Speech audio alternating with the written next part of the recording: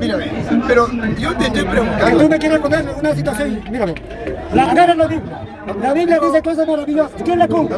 Agarra la ideología, el fascismo, agarra. ¿Quién la cumple? Entonces hay que ver la realidad.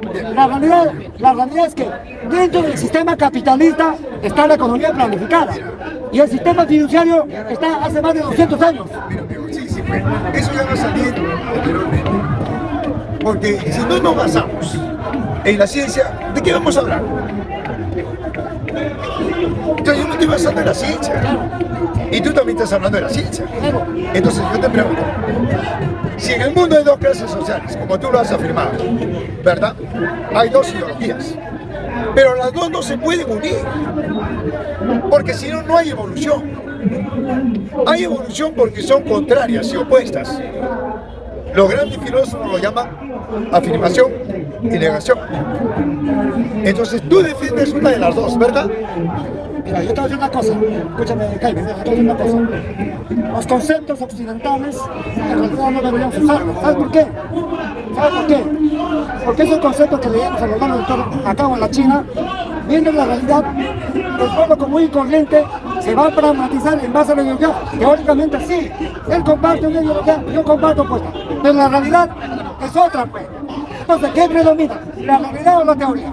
Al final de cuentas, de lo que he leído en este proceso, ya no quieren la famosa competitividad, lo que debe haber es la complementariedad. Bien. Ya dijiste no a los opuestos. Bien.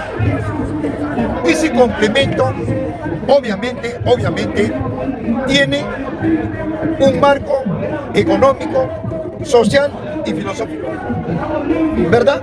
Que es contrario a los opuestos. Entonces, ¿cuál es este opuesto que es y que tiene también su opuesto? Que no son los contradictorios. Tú no estás hablando desde el punto de vista del concepto común y corriente. No, estoy hablando. No, mira, escúchame. Mira, que no me entiendas. A ver, amigo. Teóricamente tú tienes la razón, que la realidad es otra cosa, te Jaime. Mira, hijo. Yo estoy hablando acá de lo que he leído. Teoría, si yo... Teoría. Bien. Y el compañero me dice que lo que yo he leído es teoría.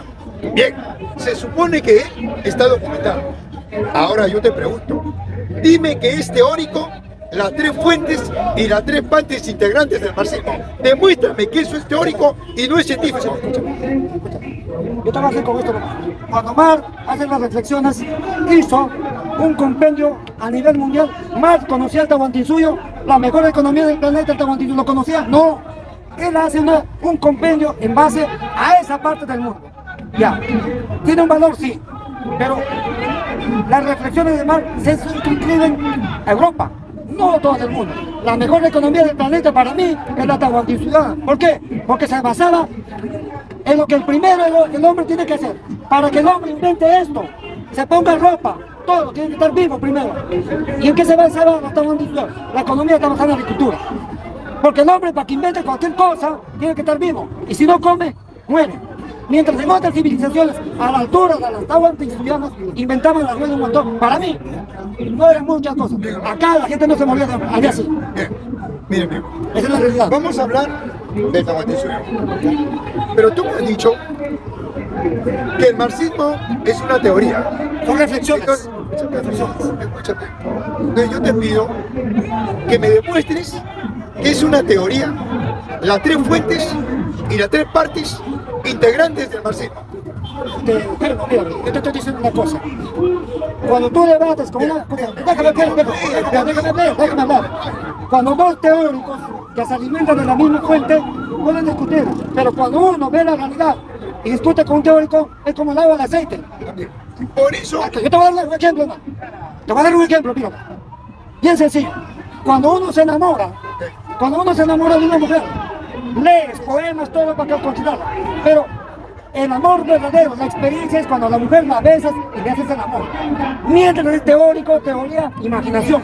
Pero cuando ya le haces el amor, esa es realidad. Yo veo la realidad.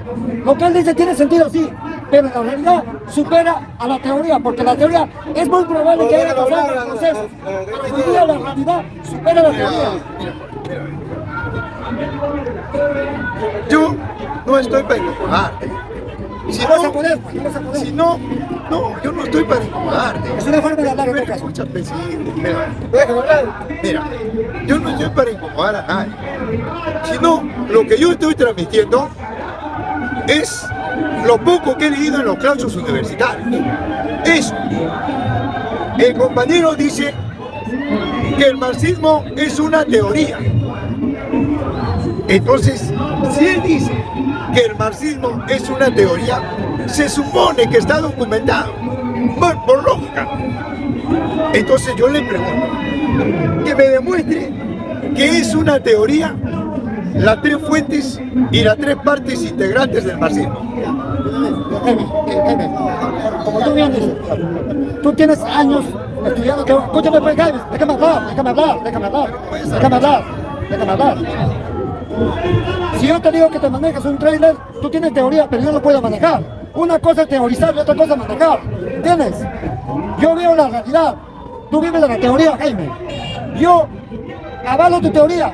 Es muy probable lo que tú dices se va a llegar en tiempo y espacio, y es parte de un proceso. Pero quienes en la realidad hacen los cambios no somos la gente común y corriente, son los que están arriba. El sistema financiero mundial, ¿quién inventó la banca?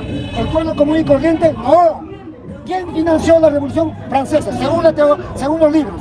No sé si los libros serán verdaderos, pero yo veo los hechos y yo veo que en los hechos hay una casta que siempre está empoderada en la banca. Eso es lo que veo. Le voy a demostrar a la amiga. Es que yo no puedo objetar algo en lo cual yo no me he documentado. No puedo objetar. La realidad necesita documentarse, Jaime. Entonces, ¿cuáles son las tres fuentes y las tres partes integrantes del marxismo? Marx no ha inventado nada. Marx se basó en el proceso histórico, pero no inventó nada. Por ejemplo, la primera fuente, el modo de producción colectiva, lo elaboró estudiando la economía inglesa de Adam Smith. Y dijo que en ese proceso que Adam Smith instauró, la economía privada, ¿no?, jugaba un papel a fuerzas productivas, que era la plusvalía en contra del excedente. Yo pregunto, ¿eso es una teoría? Siempre, compañeros, ¿de qué estamos hablando? Esa es una teoría. Dos, amigo, no hay excedente, no hay ganancia en el mundo, no hay utilidades. Entonces, pues, compañeros, ¿cómo podemos decir que eso es una teoría? ¿Quién detenta eso? ¿Quién detenta? Dos, la plusvalía, es decir, las horas no remuneradas al trabajador. ¿Es teoría eso? Está en el mundo entero.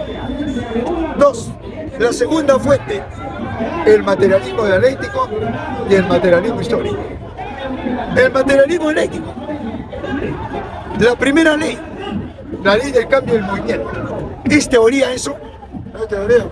Oiga, amigo, todo, la vida orgánica e inorgánica está en cambio y movimiento. ¿Hay algún cuerpo fijo? ¿Hay un cuerpo fijo? ¿Dónde hay un cuerpo fijo? Entonces, ¿de qué estamos hablando? Dos, la ley de la acción recíproca, que nada está separado de nada. ¿Eso es una teoría? Es científico. La tercera teoría. ¿Te das cuenta, amigo?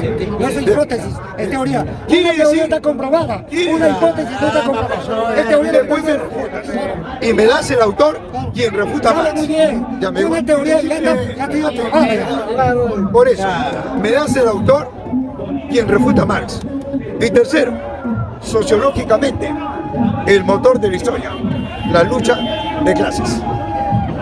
Y el materialismo histórico, la sociedad primitiva, esclavista, feudalista, capitalista. Entonces, eso no es teoría.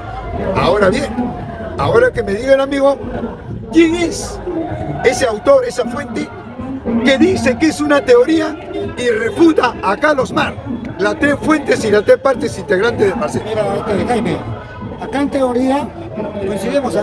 Teoría es un proceso comprobado. En ningún momento NO,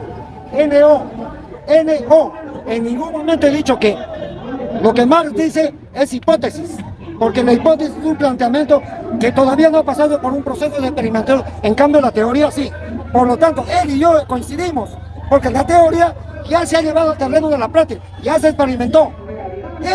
En eso coincidimos. El detalle que estoy diciendo, que en la realidad, 2023, a lo largo de la historia, habiendo lo que el caballero dice, la lucha de opuestos, ¿quién a lo largo del tiempo, quién ostenta el poder? Los que ostentan el poder, para bien o para mal, en la realidad. Te aseguro que hasta un niño se puede dar de cuenta sin leer libros.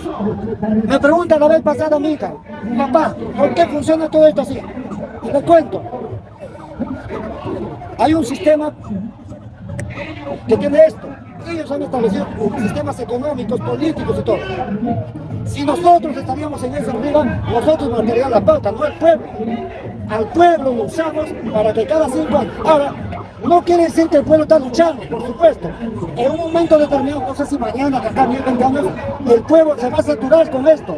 Y es muy probable lo que Marx dice y se llega a ese momento. Pero ¿quién llega a los 60, a los 70 años de la noche a la mañana? Un proceso en la sociedad que demora. Como bien dice, cayeron los feudalismos, las teocracias, las monocracias, todo. Este sistema es muy probable que caiga también. Y lo que dice Marx es muy probable que también llegue a esa cúspide de la realidad. Pero en ese proceso estamos. Yo no estoy diciendo que él está equivocado. Yo lo que estoy diciendo, la sociedad está en proceso. Pero ese proceso se da en función de dos opuestos. ¿Cuáles son esos dos opuestos?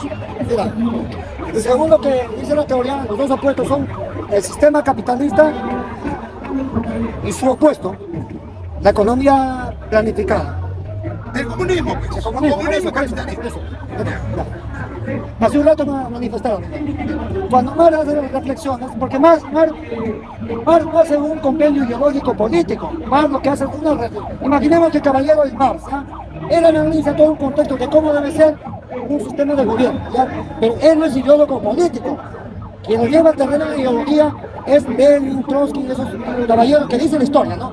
Ellos lo llevan al terreno de la ideología política, para que ya se pueda aplicar al terreno de la práctica, para que se pueda instituir como forma de gobierno.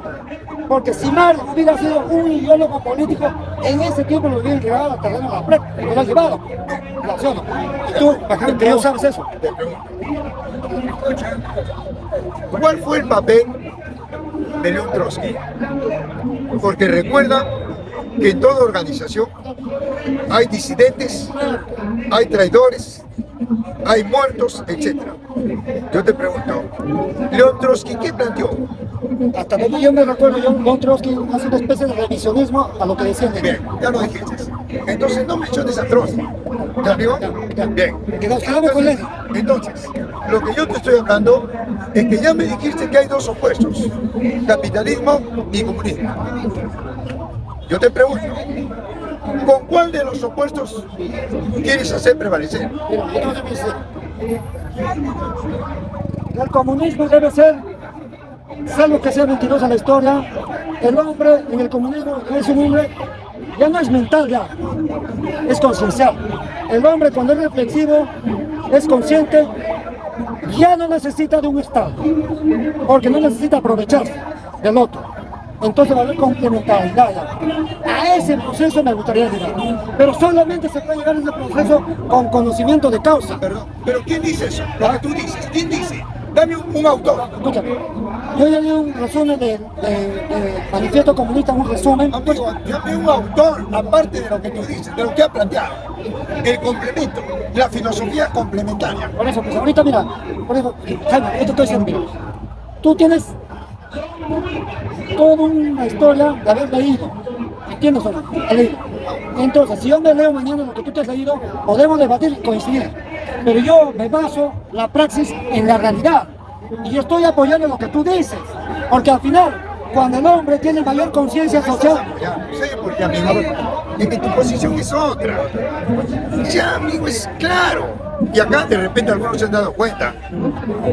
Cuando tú dices que Marx no analizó América, el Perú, y hablaste del Tahuantinsuyo, ¿sabes de quién hice esa tesis? De Víctor Raúl Haya de la Torre. Y él ha leído a Guamán Puebla de Ayala, a Garcilaso de la Vega, etc. Entonces, amigo, acá, ¿quién parte del Tahuantinsuyo? Parte del capitalismo. Marx no parte del Tahuantinsuyo. Marx dice que en el globo siempre hubo la primera sociedad, en todo país.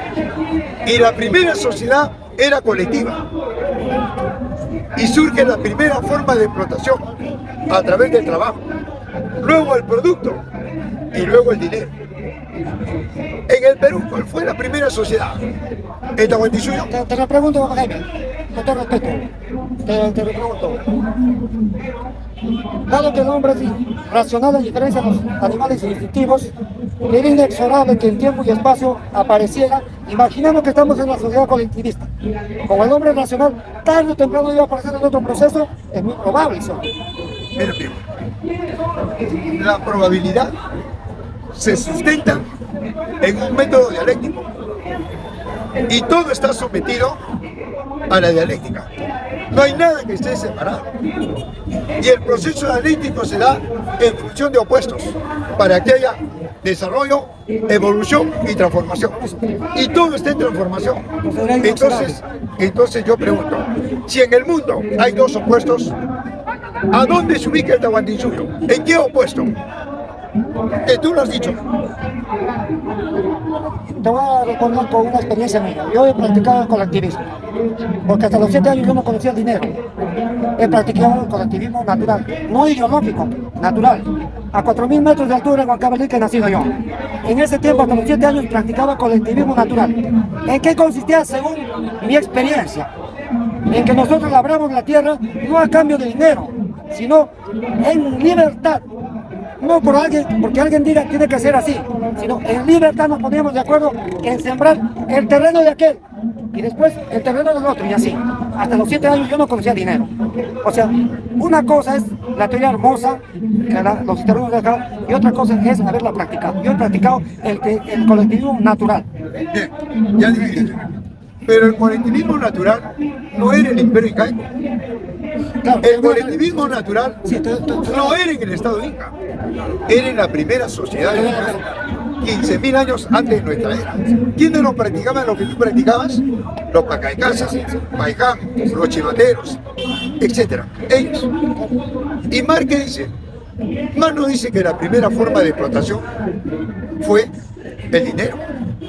Marx dice que antes de la primera forma de explotación, que fue el trabajo, la esclavitud, era una sociedad colectiva en todo el mundo. En Norteamérica, la primera sociedad de los yanquis era colectiva, era comunista.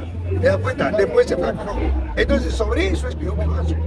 Entonces, ¿qué busca ahora el pueblo peruano? Busca eso. Ahí no está Puno. Puno está buscando que sus recursos ya no estén en manos de la izquierda, ni de la derecha, ni del Estado, sino en manos de ellos. Y yo lo aplaudo. Yo lo aplaudo. Una pregunta.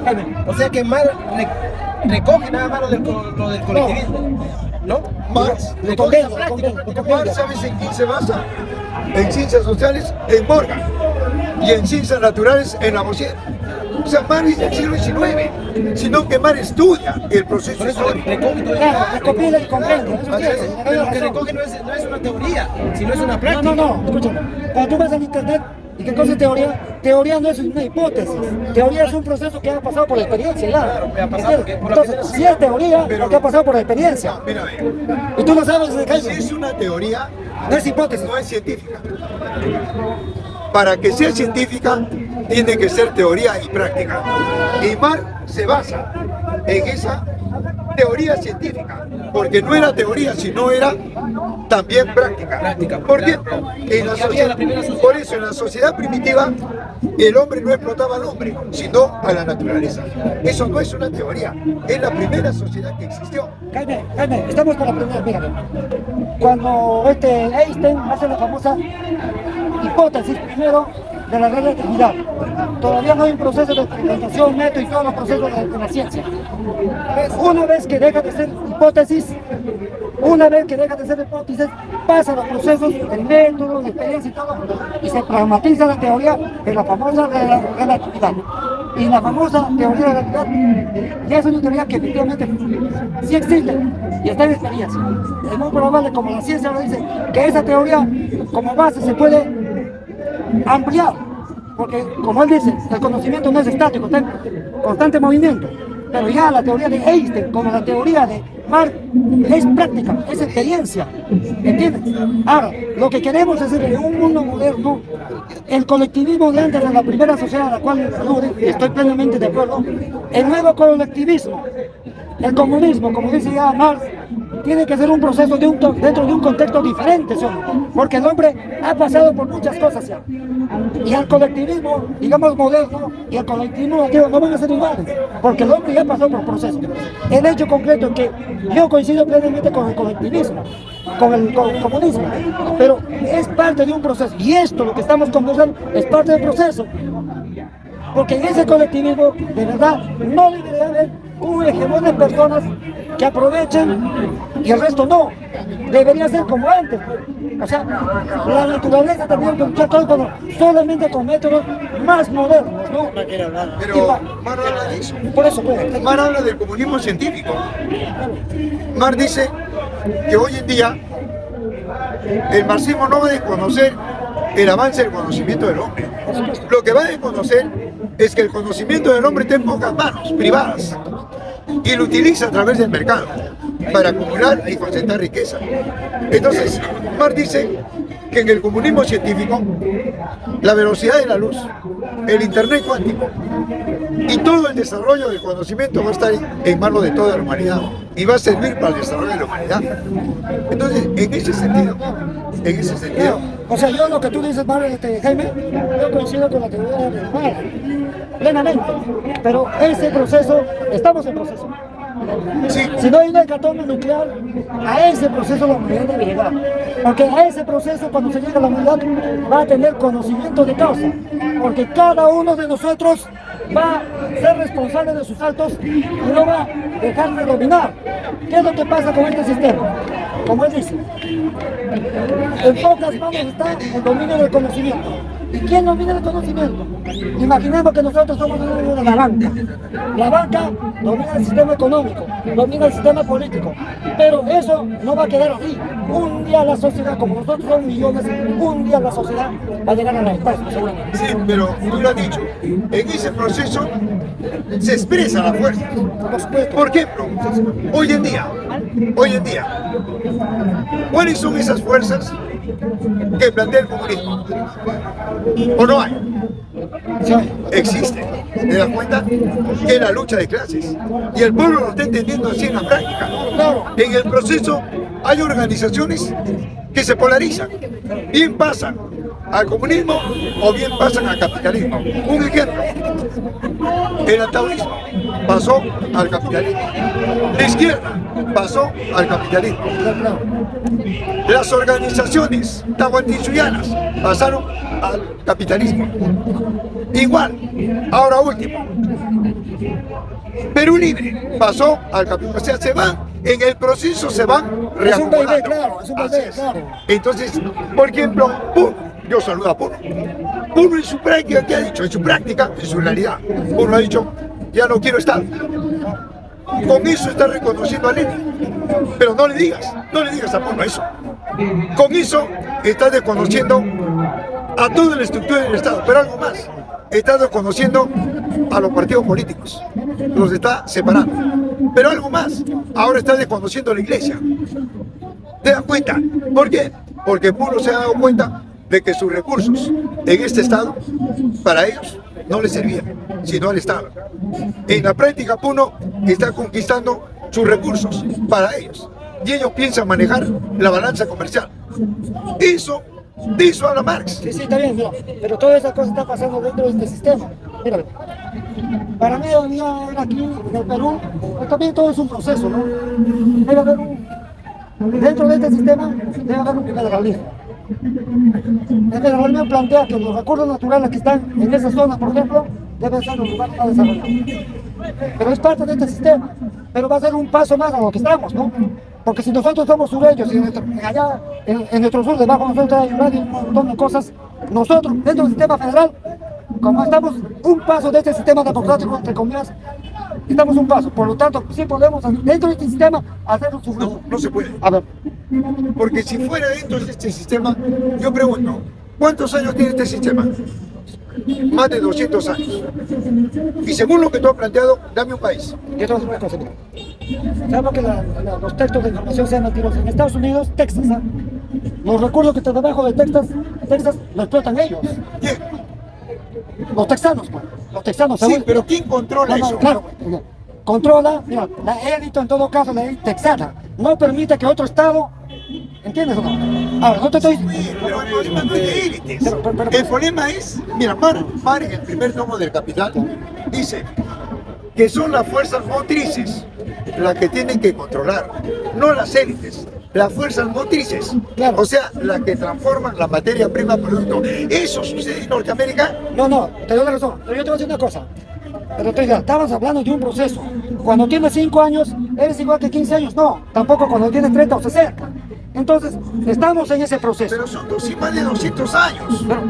Pero por eso, pues, Jaime, mírame, nosotros, tal vez yo también voy a envejecerme hablando de esto. Y Mar dice que la única manera que un país pueda desarrollarse no es con el capitalismo, no es con el Estado. Y la historia le está dando la razón. No puede, pues no quiere, porque se basa en la propiedad privada. Quien tiene que desarrollarse y quien tiene que desarrollar un país, la industria, es el comunismo. El capitalismo no lo va a desarrollar. Te doy la razón, pero ¿qué pasa? Mírame, ¿qué pasa? Hasta que es todo un tema bien complejo. Yo lo veo bien fácil, ¿no? Pero en la realidad, en este mundo diseñado con el sistema fiduciario, ¿quién tiene el control del dinero? Bien. El pueblo no. Bien. Entonces, hasta que se desbarate, no sé si mañana, pasado mañana, no sé, hasta que se desbarate ese sistema, ¿cuántos años va a Bien, tomar? amigo. ¿El dinero es un marco subjetivo o objetivo? Mira, como está diseñado el sistema, es subjetivo. ¿Por qué? Escúchame. Bien, bien. ¿Por qué subjetivo? Mira. Ya. Porque este sistema fiduciario, para empezar, no tiene una garantía. Es un papel que no tiene garantía como era con el patrón oro. Pero ¿quién hace el papel? ¿Quién? ¿Lo subjetivo o lo objetivo?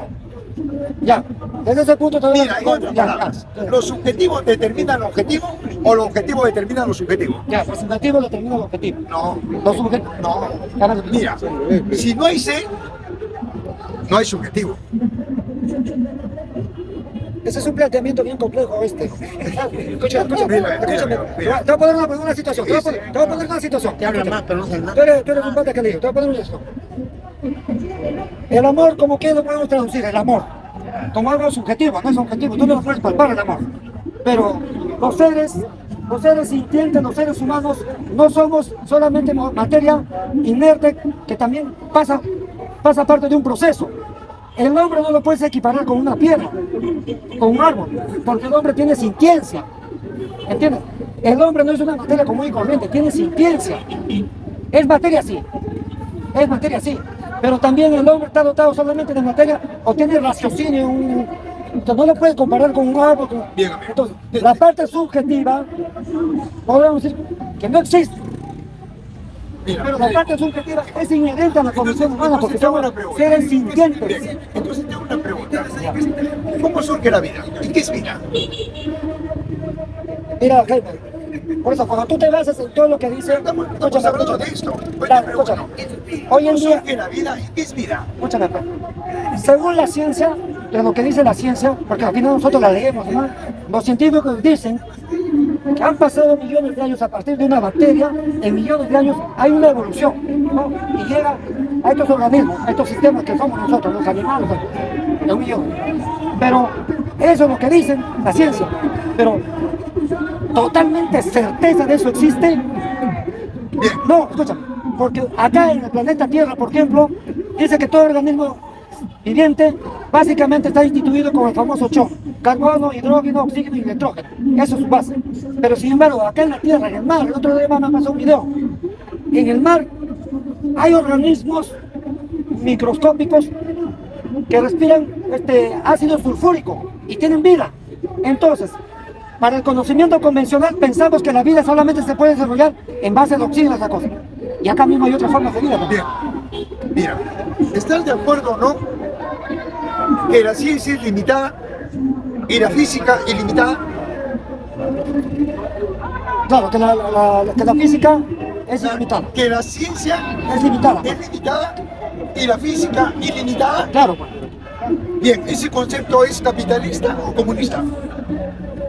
No te podría decir, pero solamente... Pero no. si me estás diciendo no, que escúchame, estás de acuerdo. no, escúchame.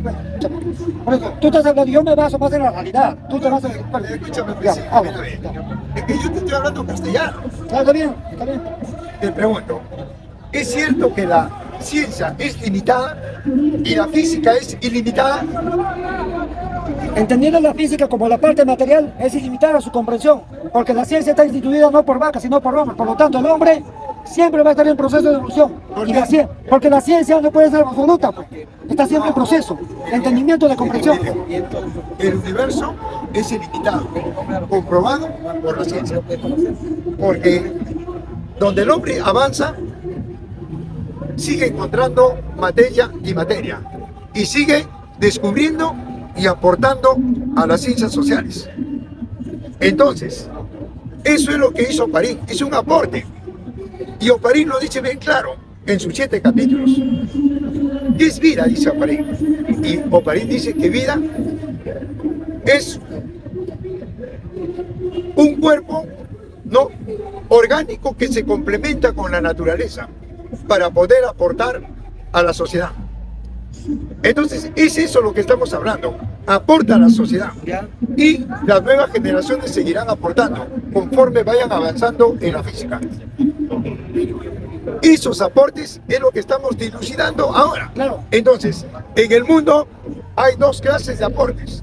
Una, la de Oparín, que es el materialismo, y la otra es la cuestión idealista, que es la metafísica.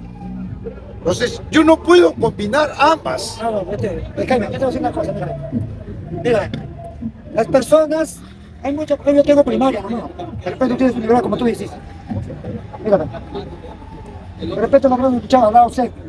Lao Tse hace miles de años ya hablaba lo que el átomo, después, posteriormente hablaban del átomo. Después se descubre el átomo y sus protones. Pero Lao Tse, ¿qué dice? Hace más de 5.000 años. Justo en el centro, donde aparentemente está el vacío, ahí surge la materia, en la nada, en el vacío. Pero la nada o el vacío no es que sea vacío, en realidad hay elementos, pero que a simple vista, a los sentidos humanos no lo puedes ver. Pero no porque no lo puedes ver, no puede decir que no exista. Por eso que los textos religiosos se basan en eso, pues. Escúchame, Dios dice que no existe. Pero hoy en día, y seguramente Jaime, que ha estudiado, puede darle en alguna medida de repente la razón, la física cuántica está poquito a poquito demostrando que eso que aquí que dicen Dios, en realidad sí existe, pero no como dicen los textos religiosos, sino que como es parte de la materia, su fuente. Has hablado de los cuantos. Su fuente. Recuerda que Albert Einstein fue un científico, pero filosóficamente, ¿qué fue? ¿Te has hablado de los cuantos? Filosóficamente, pues, no sé, no podría ser que él creía en Dios, me parece mucho. Él fue creyente. ¿Y sabes a quién se basó? Se basó en Spinoza, un filósofo idealista. Por eso es que Albert Einstein murió buscando el pensamiento de Dios. Ahora bien, cuando él habla de los cuantos, ¿sabe qué es un cuanto? Un cuanto es la unidad de la energía. ¿Y tú sabes cuál es la fórmula de la energía? El cuanto se puede tocar. Amigo, no puede existir energía sin materia, ni materia sin energía. Y la materia está en transformación, producto de la primera ley de la física. Eso fue la ley del cambio y el movimiento. Entonces, un cuanto es la unidad de la energía. ¿Y cuál es la fórmula de la energía? Energía es igual a masa por velocidad al cuadrado. Por lo que masa por velocidad al cuadrado es igual a energía. Por lo que energía es igual a materia, a masa. Entonces, ¿de qué estamos hablando? Por eso, mira. Hablamos de energía. Al final, Jaime, tú y yo no estamos hablando de mí, sino que tú estás viendo algo más estudiado, teórico. No, yo más, escúchame acá. tú me has hablado de los cuantos. Mira, no. ¿Hace cuánto tiempo se descubren los famosos rayos X y esos rayos gamma? Antiguamente, más o menos se conocían ciertas cosas que podían ser palpables, ¿no? A los científicos. Los científicos son personas, no pensantes, ¿no? Que entienden un poco más que la gente común y corriente. Pero, ¿hace cuánto tiempo se descubren los rayos? Que aparentemente en el vacío no existía. Eso es la fuente de la materia existente. Eso es la fuente de la materia existente. Por eso se dice Claro.